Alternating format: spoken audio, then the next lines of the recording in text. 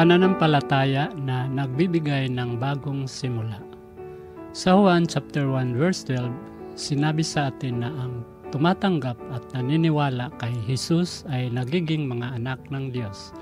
Ito ay nagpapaalala sa atin ng anak na muling nanumbalik.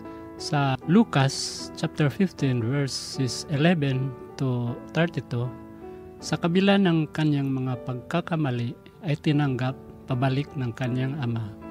Katulad nito, kapag tayo ay nanampalataya kay Jesus, tayo ay nihakap sa pamilya ng Diyos.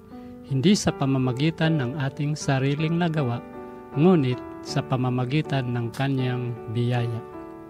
Ang paniniwala kay Jesus ay nagbibigay sa atin ng panibagong buhay bilang mga anak ng Diyos. Ang ating nakaraan ay hindi ang nagtatakda sa atin. Ang pag-ibig ng Diyos ang siyang humuhubog sa ating buhay. Bilang kanyang mga anak, biniyayaan tayo ng kanyang proteksyon, pagmamahal at mga pangako.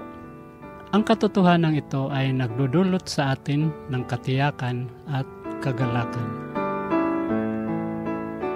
Ama namin sa langit, salamat, ginawa mo kaming mga anak sa pamamagitan ng pananampalataya kay Jesus.